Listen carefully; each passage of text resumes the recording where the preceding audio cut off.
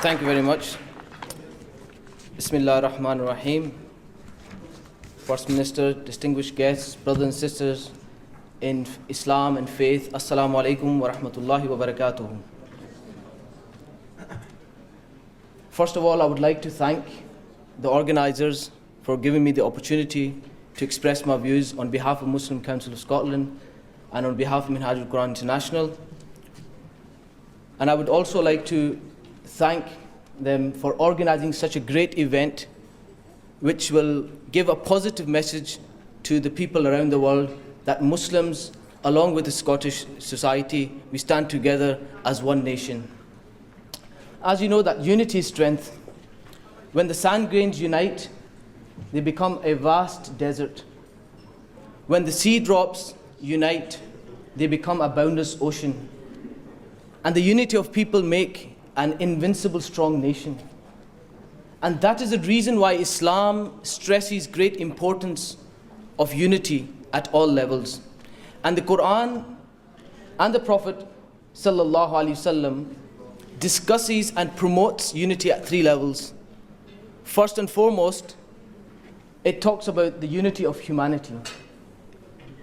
In the Quran, Allah subhanahu wa ta'ala says, "O mankind, we have created you from male and a female and made you into nations and tribes so that you may recognize one another. And verily, the most honourable in the sight of Allah is the one who has piety." So therefore, this verse signifies and gives this message that Islam condemns and prohibits all forms of discrimination, be it based on color, faith, or gender. And the next level, or the second level of unity which Quran discusses, is with the people of the book, with the Christians and Jewish brothers. The Quran says, "Qul ya ahl al-kitab, ta'alu ila kalimatin sawa'in baynana wa baynakum." That, O people of book, come to common terms with what is common between us. And what is that? That we will worship none but God, and that we associate no partners with Him, and that none of us will take others as lords beside Allah or God.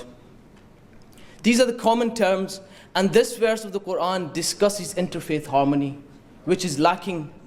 And this event is an evidence upon the fact that Muslims, along with the Jewish and the Christian and other faiths, we have to work together to make a positive contribution to the Scottish society. Finally, the third level of unity which the Quran discusses is the unity of Muslims. The Quran states, وَاعْتَصِمُوا بِحَبْلِ اللَّهِ جَمِيعًا وَلَا تَفَرَّقُوا.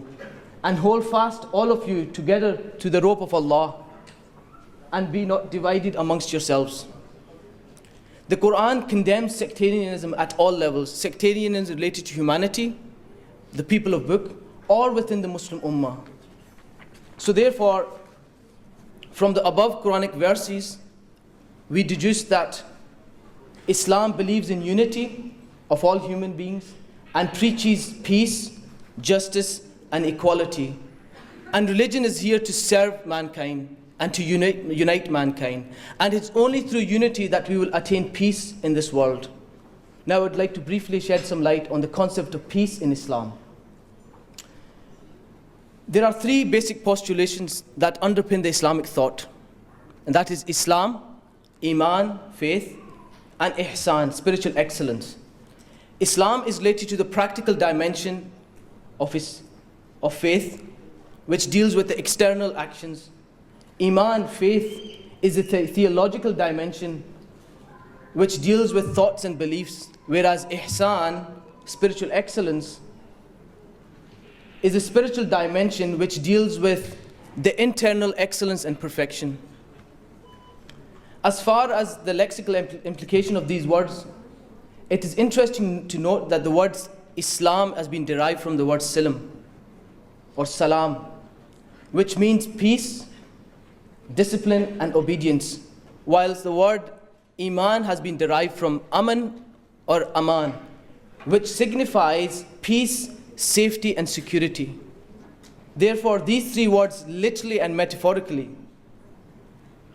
means beauty, excellence, and represent peace, safety, mercy, tolerance, forbearance, kindness, and respect for humanity. Islam is a perfect code of conduct that ensures the protection, mercy, and justice for all mankind. And Prophet ﷺ, when he defined a Muslim, he did not say a Muslim is someone who prays or gives charity. He said, Al-Muslimu man salima an-nasu min lisanihi wa yadihi. That a Muslim is he from whose tongue and hand all people remain safe from. In other words, a Muslim is he who embodies peace, sanctity, and protection for the whole of mankind. And defining a mu'min, which is a higher degree to a Muslim, the Prophet ﷺ said, Al-mu'minu man aminahu an-nas ala anfusihim wa dima'ihim, or amwalihim, or kama qala Nabi ﷺ. That the true believer is he whom people trust in regards to their lives and properties. So according to these definitions given by Prophet ﷺ, would any person perpetrating the acts of terrorism be classified as a Muslim according to these definitions of Holy Prophet ﷺ? The Prophet ﷺ said, Man la yarham la yurham. The one who does not show mercy will not be shown mercy. He said, Irhamu man fil ard yarhamkum man fis sama.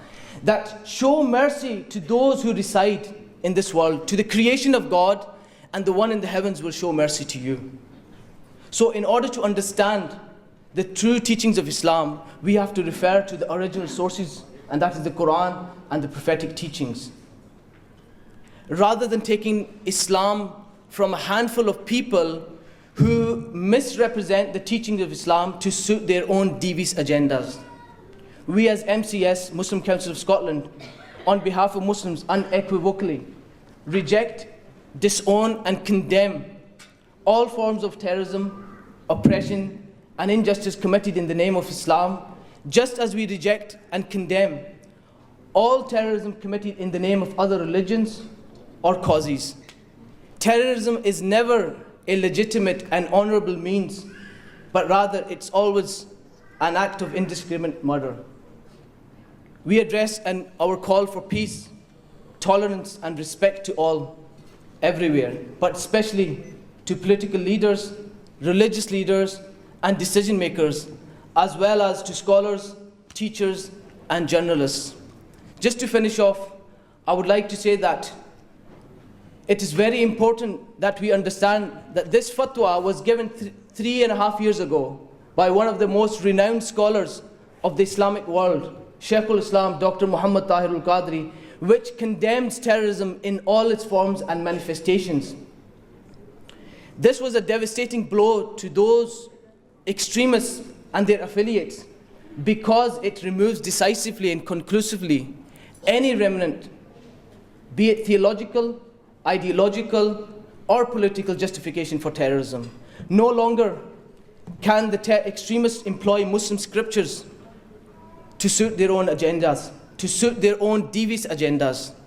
I pray in the court of Almighty Allah subhanahu wa ta'ala that He gives us the ability to act upon the true teachings of Islam so that people can view the beauty of Islam, the beauty that Prophet sallallahu alaihi wasallam gave, that reflected in the family of the Holy Prophet sallallahu alaihi wasallam and in the companions of Holy Prophet sallallahu alaihi wasallam. I hope that this conference provides a firm platform for further peace and unity initiatives which will benefit the Scottish society in the years to come. Thank you for listening. Wa akhiru da'wana and alhamdulillahi rabbil alamin.